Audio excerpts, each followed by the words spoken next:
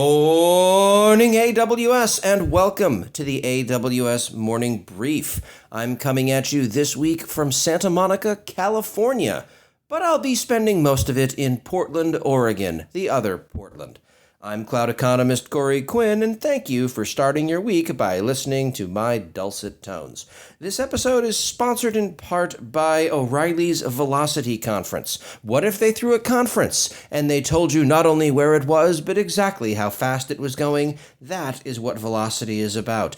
In seriousness, it talks about cloud native, about what it's going to take to modernize organizations in a rapidly transforming cloud landscape. You can learn new skills and approaches and technologies for building and managing large-scale cloud-native systems.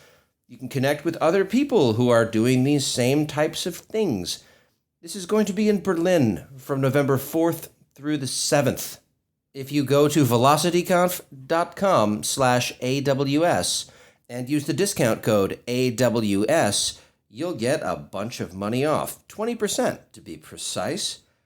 Go see other podcast guests from this and other podcasts, including Jennifer Davis, Liz Fong-Jones, Heidi Waterhouse, and many more. It's not just people who have droll things like me to say, it's people who actually know what they're doing.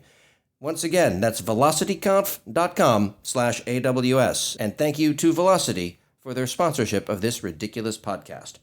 So what happened last week in AWS? Excellent question. Amazon CloudFront announces its first edge location in Portugal. If you think it takes a long time to deploy to one of those suckers, just wait and see how long it takes to build one of them. Amazon's EC2 Fleet functionality is now available via EC2 autoscaling in AWS GovCloud. Yes, it's a second bite at the same apple. When things come to GovCloud, it happens a little bit later, but you get to hear the same jokes again.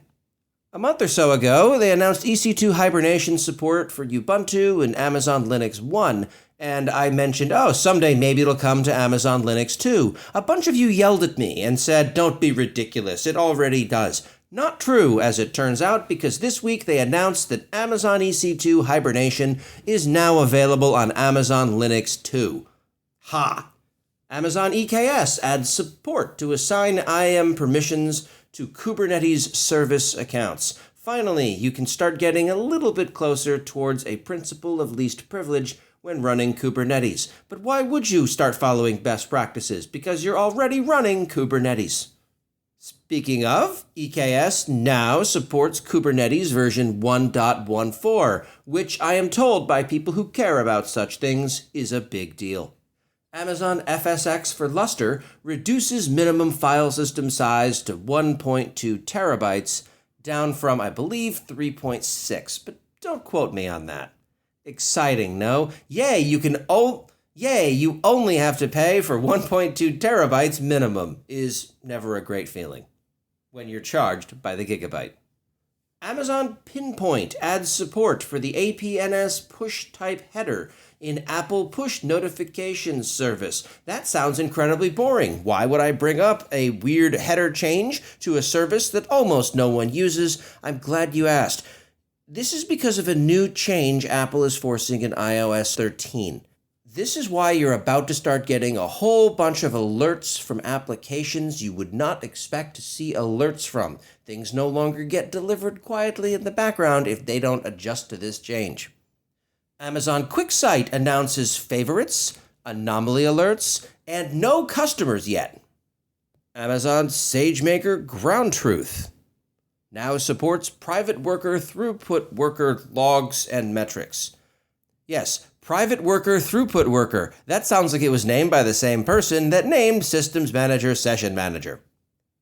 Amazon SageMaker now supports accelerated training with new, smaller FSx for Lustre file systems. So, yes, Feature 1, they made the file system smaller. Feature 2, something else can use that smaller file system. Doesn't that feel a little bit like 2 bites at that same apple? It does to me. SQS now supports VPC endpoints in GovCloud. Exciting. SQS is one of those early original services that didn't quite get the same level of love and attention for a long time and is now coming out of its long hibernation with exciting, advanced, bleeding-edge things like GovCloud. Amazon Textract is now available in EU London region, but after Brexit, no one will be able to afford to eat, by all accounts, so text extraction from images is likely to not be the top of anyone's mind. There was an EFS price reduction for infrequent access storage, and in typical Amazonian fashion, I had to spend a solid day figuring out how this was going to potentially damage your bill. I don't think it will, but we're going to have to take a look because they didn't mention anything, and Amazon always gives with one hand while slapping you with the other. AWS Glue is now available in the AWS Middle East Bahrain region, yet again turning a "we were slow to launch" announcement into something they can be proud of. This episode is also sponsored in part by Logic Monitor. Are you moving to the cloud? Perhaps you're already there. If you're listening to this show, one of those should probably be true. LM Cloud from Logic Monitor can help you maximize your investment in AWS. Save time and resources with Logic Monitor's automated discovery, pre-configured logic modules, built-in alert thresholds, and out-of-the-box dashboards. With Logic Monitor, you can get visibility into your cloud workloads alongside your legacy on-prem environments, provided the raccoons have not carried them off into the wilderness yet, thus giving you a single pane of glass into when that happens. If you want to learn more about how LM Cloud can make your team more efficient and effective, check them out at logicmonitor.com. That's logicmonitor.com. AWS Serverless Application Repository is now available in GovCloud? Okay, that sounds like something that people will be champing at the bit to ignore. AWS Systems Manager Automation now supports additional queuing. That's right, you have to wait in line to figure out what the next ridiculous Systems Manager service is going to be.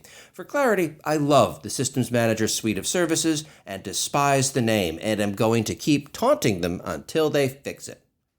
Memcache 1.5.16 is now available on Amazon Elasticache, which is apparently not Redis.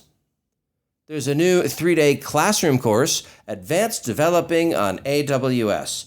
This works terrifically well for people who aren't me, because I don't have an attention span to compose a tweet, let alone sit through a 3-day course. But people who've gone through it, or the internal equivalent at Amazon, rave about this. Might be worth looking into. You can use AWS config rules to automatically remediate non-compliant resources. I was under the impression that existed already, but it's nice to know that now you can have yet another thing randomly turning things off and claiming credit for it in your accounts. Wonderful. Workdocs Drive enables custom drive letter, which is an exciting feature for those listeners who were in 1998, when being able to assign a custom drive letter to something in Windows was a neat feature.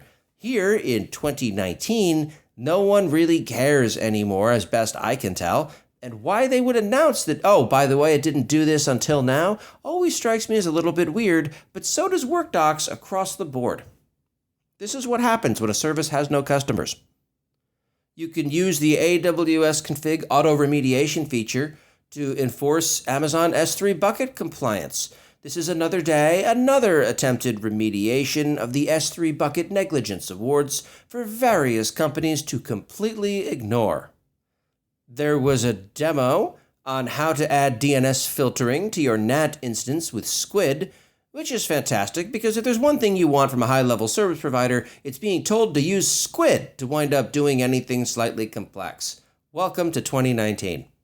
And lastly, Amazon has published a post-mortem of the EC2, EBS, and RDS service event in the EU West region from early on in August. This is well worth taking a look at, seeing how cascading failures can take things down, looking at how things that we take for granted may fail. And no, I'm not going to make fun of Amazon for this one. I want to encourage this type of behavior. When things break, the more we understand about how they fail and how service outages wind up manifesting, the better we can internalize how these things are built and design applications to be more resilient. I'm a tremendous fan of them getting things like this out, and they get a free pass anytime they want to have a discussion about what caused an outage. That wraps up what happened this week on the AWS Morning Brief. I am cloud economist Corey Quinn, fixing horrifying AWS bills that are both too large and too complicated for people's liking. If that sounds like you, please feel free to get in touch. You can learn more about me and the other various nonsense that I do at lastweekinaws.com. Thanks for listening, and I'll talk to you next week.